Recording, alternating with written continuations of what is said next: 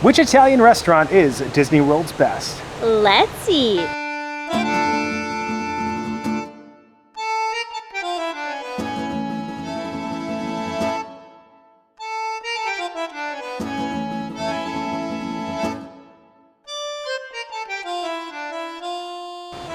Hello everyone, I'm Jay. And I'm Sam. And you're watching the Theme Park Foodies, and this is it, the finale of our Italian series. This is part 5 of our 5-part series. We're doing our top 5 favorite Italian restaurants to see which we think is the best. The first video was all about Trattoria al Forno over at Disney's BoardWalk Resort. Our second video was all about Tony's Town Square restaurant in Magic Kingdom Park. Our third video was Il Mulino over at the Swan Resort. Our fourth video, via Napoli, renowned over at EPCOT. And our final video, the fanciest of them all, the Four Seasons Ravello. This is the only Michelin-recognized restaurant on this list. The pasta is made in-house. The pizza, of course, I expected them to make it in-house. It is located in Disney World's most expensive resort, the Four Seasons. Rooms here are, I think, above $1,000 a night in most cases. And this restaurant wowed us last time we were here, right? Yes, and they also make their own gelato as well. They hold the highest platinum level of the 100% Italian taste test certification, and to be able to get that, they have to have like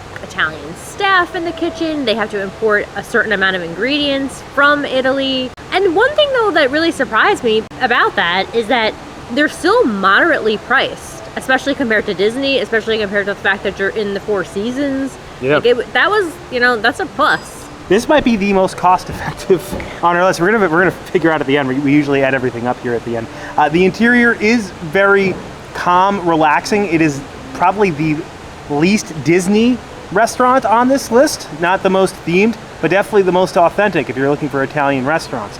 In my mind, this was gonna be the front runner. I fully expected to be number 1, but we could be surprised. We have had strong showings from every single restaurant on this list, whether it be via Napoli, Il Mulino, Tony's Town Square. The best experience we ever had at Trattoria al Forno. I thought they were going to be 5. No way are they going to be 5, in my opinion. So I'm already kind of ruining the end. But if you guys haven't seen our series previously, we count from 5 to 1 what our favorite Italian restaurant is at the end after experiencing each Italian restaurant.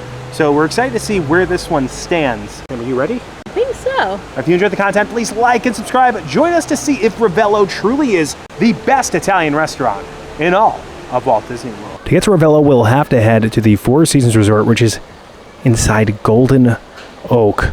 This is an area of Walt Disney World that houses multiple properties worth millions of dollars. So it's very exclusive here. We were actually looking up some of the pricing for the Four Seasons, and most prices are well above $1,000 a night. You'll head straight down into Golden Oak after a security screening, and you'll bear left to see the giant tower on property.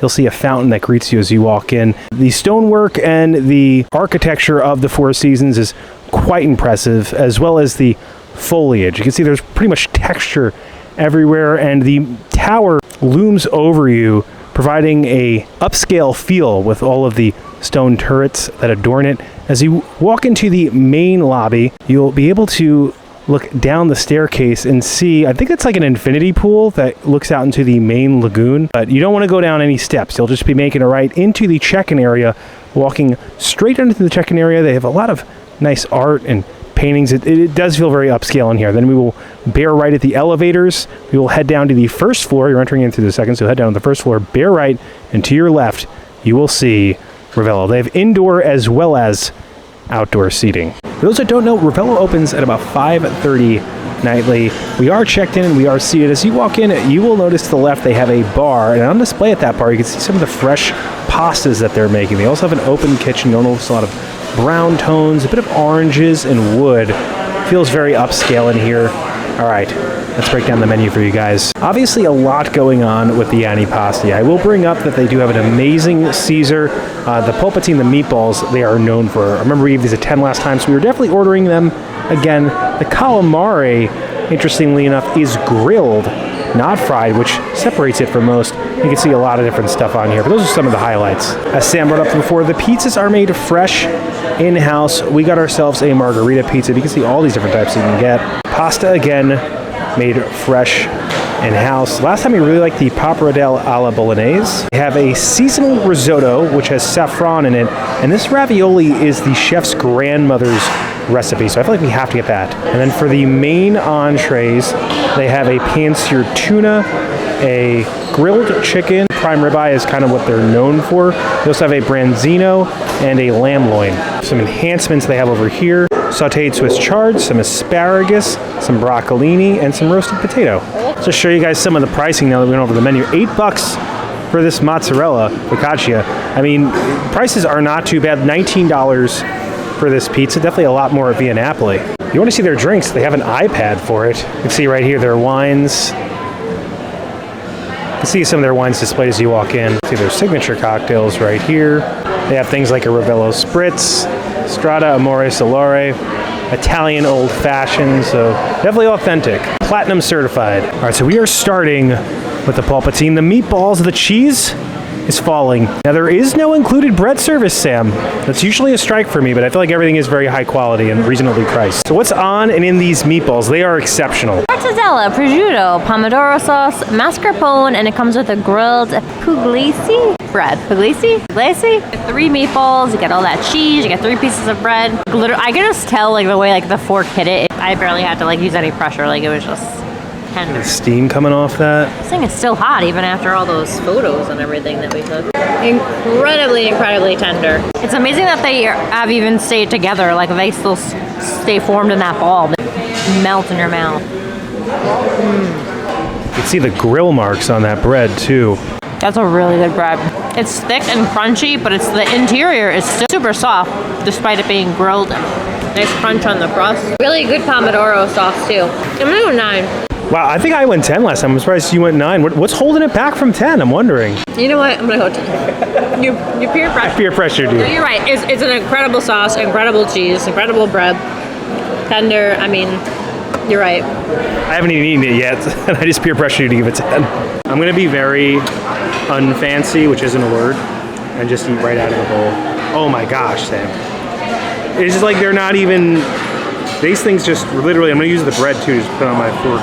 That looks so good. I gotta say, Maria and Enzo's, I feel bad that we left them off the list because I do like Maria and Enzo's. There wasn't one place that I was willing to take off the list to put Maria and Enzo's on. Maria and Enzo's has good meatballs too, but these are just... They do have good meatballs. I just got the meatballs on my shirt, so I'll have a meatball shirt the rest of the night. I'm sure we'll mix in with all the colors of Pixar. No one will notice. No one's gonna know. I can't imagine a better meatball than that. Falls apart in your mouth. It's tender, literally melts. The sauce is like perfect. Like it's not too sweet. I felt like the Napoli sauce was a little too sweet. Pomodoro sauce uses like very minimal ingredients and it's like just a fresh taste. You literally can't imagine a better meatball. Also better focaccia bread. It's a nice rustic bread. Yeah. I'm surprised you didn't bring up the air pockets. I do love to bring up some air pockets. It is very, very, very crunchy. The grill marks are on it. The sauce is perfect. And then you could taste the prosciutto with the meatball. The meatball's just so tender. It's a 10 to 10 meatball. If there's anything, any meatball that you should get in your life, it's this meatball in my opinion. Appetizer number 2, Margherita pizza. Technically not on the appetizer menu, but it's a pizza. We have been eating so much pizza. I'm not complaining. Pasta. And going into January, I think we gotta chill, on the carbs. Top 10 healthy eats coming out in January. It really is going to come out. We are doing it. It's one of the reasons we brought down the video cadence so we could do more videos like that. All right, is there a cheese pull on this? Not really. I remember this being a better pizza, though. I don't think it's as good as I remember it being. It's a good pizza, but I think I'm going to put the other pizzas above it so far. Every other pizza we've had? I would put Il Mulino and Via Napoli over this pizza. I like Trattoria's a lot, though. Yeah, but that was like... Trattoria's was so cheesy. This does have a really good crust. The sauce, like the flavor is kind of mild. Like it's okay. It's not blowing away. It does taste fresh with like the nice basil on it. I do like the way the crust tastes. I'm at 7. Oh wow, look at you. You said that with a little force. All right, Jason's turn. Hey, that's holding up all right. The bottom. I feel like the sauce isn't coming through. I don't think you'd be disappointed if you ate this. But I think because I've just been eating so much pizza. I like this more than El Molino's. I like the crust a lot. I just just feel like flavor-wise, the sauce is not shining. It's cheesier. The crust is great though. It's holding up good. I think Via Napoli was the best pizza we had on the list. But I think Via Napoli might be one of the weaker restaurants though overall. I'll go 8 for the pizza. I think it's like on the same level as Il Mulino's. I don't think it's like the best pizza. Via Napoli's is probably, all the ingredients just tasted, and it was so Neapolitan, that pizza. This one feels like a good pizza. I think if you got it, you'll be happy with it. And look at the nice little air bubbles in there and stuff. Some people don't like air bubbles. I do. And cheese is good. She's got a great good flavor to it. Nice little sharp Parmesan in there. I don't think it's the strongest pizza we had, if that makes sense. All right, so I got the grilled calamari. This comes with a tomato sauce, capers, and fennel orange salad. They said this is one of the highlights. I did destroy the plating. It was beautifully plated and I ruined it. That's why it's all drippy now. You can see the orange right there on top, some onions on here. Oh, look at that, how that peels. You always see fried calamari. So I wanted to get the grilled. They said it's one of their highlights. I didn't know calamari could look like that. This is one of the best calamaris I've ever had. Like, as far as octopus, everyone knows, is known to be chewy. It's the least chewy, one of the least chewy octopus I ever had. I want you to see that this is cut. Comes off like this, so it's like one huge bit of octopus. And then when you cut it, it literally just comes right off. That's not like standard for a calamari. I like the fresh like peppers and stuff on top. I will say I'm not a huge fan of the orange. I just don't think citrus and, I mean, it is Florida though. And it is like, I feel like Italy, you can get kind of those flavors together. Just not for me. I'm gonna go 9. I think it's an exceptional octopus, very good. The star so far is the meatballs, but everything has been very good. The entrees have arrived, and Sam, of course, had to get some of their fresh in-house made pasta. You got the Pappardelle bolognese, pecorino, obviously some meat sauce in there. Yeah, so nice thick, wide, like egg noodles, nice meaty sauce. Usually there's like pork, beef, veal kind of combined in a bolognese sauce. We have had chicken parm at a few spots. I do want to bring up that chicken parm is not traditionally Italian, so you won't find it on the menu here. I feel like once you have fresh made pasta, like you can't go back. Like it's hard to go back. Society forces you to go back. Especially like in Disney too. Like I'm gonna be going back. The pasta is the thing to get here. It's a nice meat sauce. Bolognese sauces are cooked like low and slow, so it really like brings out the flavor. More meaty than like tomato heavy. You taste more of the meat than tomato, so it's more like rich and like hearty. Nice thick noodles to capture all that meat sauce onto the wide noodle. It's not the hugest portion, but it's fresh made pasta. It's really like quality over quantity here, whereas I feel like some of the other places it was like quantity. Like Tony's gave me, I was gonna use a bad word, ton of pasta. I'm gonna go 8 for this. 8's a high number.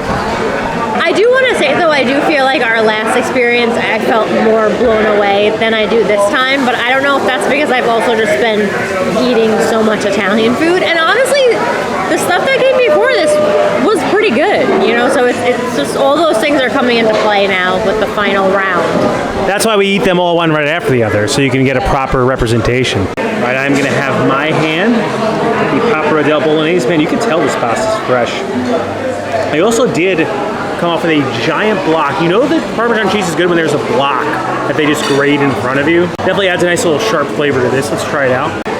Yeah, you can tell the pasta's fresh. Little al dente, not too al dente. It's very eggy. Yeah. It tastes very eggy. Well, that's like the kind of like Pappardelle. It's almost like an egg noodle. The flavors are still balanced, and usually with a pasta dish, the pasta itself is just a vehicle for the sauce. It's not the case here. The pasta itself has flavor to it. And it has good flavor and great texture. So it's not too saucy. I think it's an exceptional dish. I think it's an exceptional Pappardelle, and I think the meat is perfect too. Do you think I should have went 9? Am I a little mean today? You're not mean today. I'm gonna go 9. I think it's just a very high quality dish. But we have been eating so much pasta. I can understand why you would have gone 8. And this might be an 8 for certain people, because a lot of people want to taste the sauce. They want it to be a saucy dish when they have pasta. That's not what you're getting here. You're getting like a high quality pasta dish. So. I gotta go 9. I'm an idiot. It's okay, Sam. No, it's not you. It's just like, it is amazing. That's the best, like, freshest pasta, obviously, that we've had, so. Yeah, well, everything is subjective. I feel like I peer pressured you twice this video already. All right, so I decided to get the ravioli. I'm told, and I think I was told this last time, that this is the chef's grandmother's recipe. Who am I to deny a chef's grandmother her day in the sun? Not that our channel is a day in the sun, but like, if you tell me that, like, I gotta order it, right? Like, how long did that woman live? Like, for me to eat this? Like, and it'll pass down from generation to generation. She could still be alive, Jason. She could still be alive. I hope she is. I hope she is too. But I'm just saying that, like, it's a family thing. It's like Vin Diesel, this ravioli right now. So Sam, what's on it in this? Veal, spinach, ricotta, wild mushrooms, truffle essence. Those are some thin ravioli. Let's look at the interior. Oh yeah, it's like a light kind of filling. I wanted to get some protein, but they sold these to me. You tell me a grandmother made something, and I'm just like, you know what, man, I'll get it. So fresh, so balanced. The ravioli like has just enough toughness where it holds everything together, but just enough lightness to melt in your mouth with this delicious, creamy, soupy type of sauce. And then you get the truffle in there with little mushrooms on top. Man, I don't really taste much veal. I mean, the veal, I guess, is inside the ravioli. I'm gonna go 10 out of 10. What? There's a reason this grandma passed this down in her lineage. She ate it and she went, this is a 10. The world needs to know. My children need to know. The people of Ravello need to know. Now I know. Now you know. And if you come here, you're gonna, if you don't get me wrong, like, it's not a red sauce ravioli, so don't expect it to be that. But it's unique, and it is uniquely Ravello, and it has history to it. So I'm giving it a 10. Giving in and decided to try the ravs. It's my third time I've been peer pressured in this video. This ravioli is family. I'm gonna stop at that bad joke now. Thank you. The sauce is so buttery. Yeah, very buttery. I feel like it just like tastes like liquid butter to me. I don't love it. Like, it's not a 10 for me. I would never know there's veal in there. I taste it, but it's like very light. I've never had a ravioli like this before. I like a thick, I like a dome on my ravioli. But I feel like this is so unique. Like, it's... It is good. The sauce though is like too buttery for me. The pasta is incredibly fresh. I don't taste the veal at all. I'm going 7. Wow. Do you regret having me try it? No, I'm happy I had to try it because now people get to see other opinions. I hope Grandma ain't watching. That's all I'm gonna say. We have retrieved the dessert menu. Last time we had the tiramisu, which we really enjoyed. We also have a stracciatella tortoni cake, an Italian chocolate cake, a panna cotta, a pistachio tartufo, house-made gelati, Sam wrote this up before, house-made sorbet, and an affogato. Bottom you can find they have a signature espresso martini, an espresso not-so martini. This is non-alcoholic. And for their cellos, they have the Italian job, some limoncello, and Gaia Grappa Flight. The desserts are here. Sam got the pistachio tartufo. It's got a butterfly on top. This is reminiscent of a fountain they have outside that's shaped like an orb, I feel like. Sam, what's on and in this? This looks like it has some like cocoa powder on the outside of the shell. Pistachio gelato on the inside with a cherry center and a flourless chocolate cake. Ooh. Oh, that looks great. And they make their gelato. I feel like I need a spoon. What am I doing? Yeah, I would have went with a spoon. We did have their pistachio gelato last time on its own. The shell is like not hard at all. And the cocoa powder is so good. Like, you can just tell it's like high quality chocolate. This is really good. I'm gonna go 10 for this one. It looks like it. Well, your face said 10 to me. Yeah, no, look, this is the best tartufo I've ever had. All right, it's time to have my hand at this. Try to get a little bit of all the flavors in there. Fresh, in-house made pistachio gelato. The pistachio gelato that surprised me the most was at Trattoria al Forno on this list. Remember that one? The chocolate on the outside is like insane. Like, it's so good, and then like the gelato is so good. It's such a high quality chocolate. And then the gelato is so fresh and creamy, and then you get that nice tart cherry in the center. I'm getting stuff all over me today. Well, that's a good shirt to get stuff on because it's so busy and like colorful that you can't really tell if there's any stains. Agreed. Best tartufo I ever had. I hope I'm saying that right. I'm probably not. 10 out of 10. This is probably one of the best. Maybe this may be the best dessert we've had in this series so far. I don't think many of the desserts have shined too well. El Mulino's was very good, but this is, I think, the best dessert. All right, so I chose to get the Italian chocolate cake. Funny enough, we looked at the video that we made on here like a year or two ago, and we pretty much ordered almost the exact same stuff. Sometimes we legitimately, because we eat so many things, we forget. And when this got to the table, I saw the gold, and I was like, "You had this before?" And you made a comment about the fake gold. Like, I remembered it. I don't like fake gold, guys. There's no flavor to fake gold. It's there just to make you feel fancy. The Four Seasons, so they put fake gold on things. So this is the Italian chocolate cake. It's made with Jivara, 40% cremu, raspberry jelly, mascarpone, whipped cream. So the jelly in here is very high quality, and look at the layers on this cake. Yeah, that Jivara is like a French fancy chocolate. So high quality ingredients in these desserts. I knew I had to get it. They're killing the dessert game here. They're really nailing the dessert. It's a milk chocolate, but it's that crema is so soft and creamy. Aren't you happy I got 2 desserts? I am. At first I was like, please don't do that, but now I'm like, thank you. I'm going another 10. Maybe I just like chocolate. I don't know. I can tell you this much. It seems like they've won the dessert war for sure. I feel like my eyes are dilating eating this. Got me excited, Sam. Maybe I will change my ideas on fake gold. Maybe I'll be a new fake gold guy. I'll just put fake gold everywhere, on everything. Not me. I don't have enough money for fake gold on my food. All right, let's try it out. Incredible. Oh my God, I was really confused. I felt like you went flat. It was like. It's so good I have no emotion. It's drained the emotion out of me. I'm gonna try some of this bottom. That's a fancy French chocolate. What's great is the little jelly with the sweetness, and then the bitter chocolate. There's also smooth, there's milk chocolate in here. The cake is so moist. It's so good. The only thing that make it better is if it had no fake gold. 10 to 10. Both the desserts are 10s. Desserts are, to me, the winner.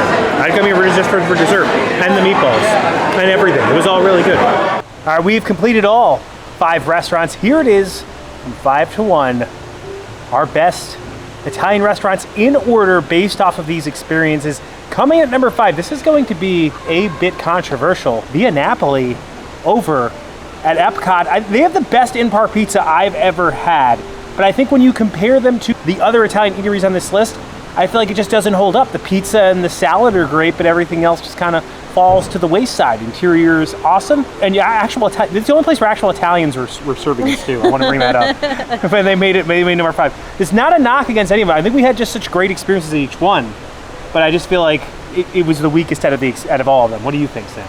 Also, at Via Napoli was weaker service than the other ones, and that's not even a knock on the service. It's just compared to the other ones, they kind of fell flat.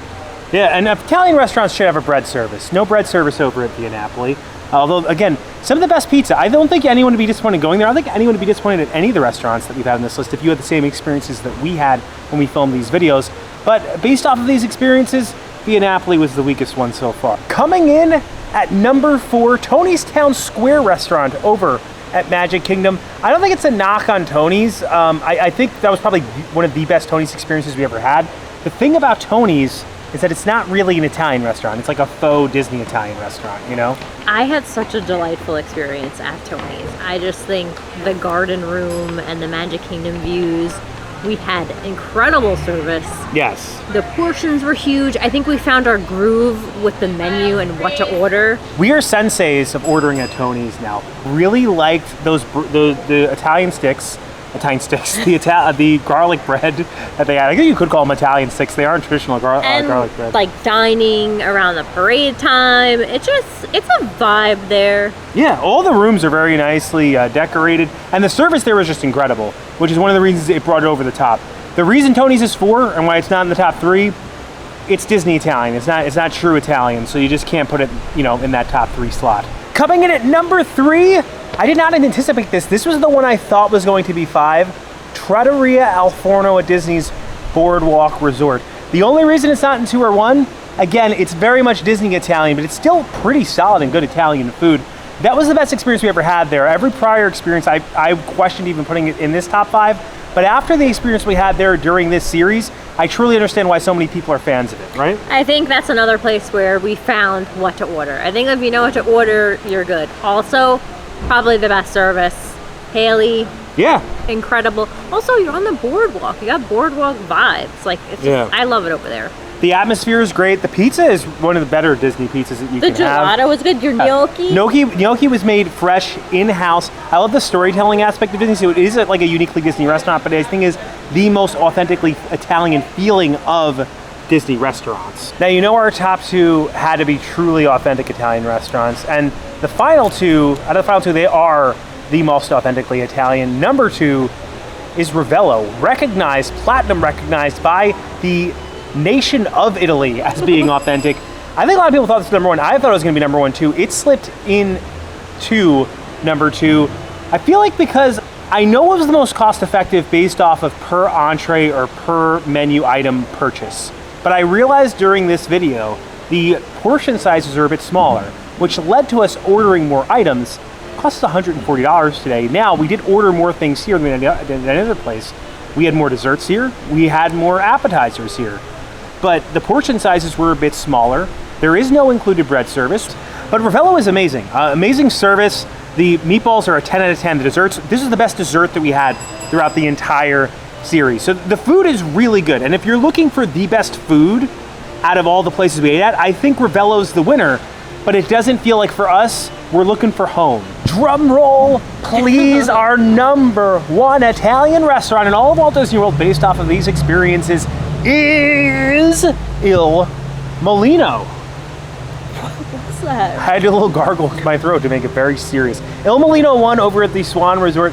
Now, this is a New York trattoria. Sam and I are from Long Island, New York. We have frequented New York restaurants, and to us, it just feels the most like home. They feel the least cheap as well. I don't think any place feels cheap, but like they are generous with their portions and with what they provide you. You don't just get a bread service. You get dried salami along with eggplant with your bread service. That's included. 2 types of bread. Yes, and there's an included cocktail and an included alcoholic beverage in limoncello. You don't need to buy limoncello. There's a jug sitting at the front and they just freely give it to you. No matter like whether you, as long as you order an entree, you get some of that limoncello, you get that bread service. You get 2 servers when you're dining in there.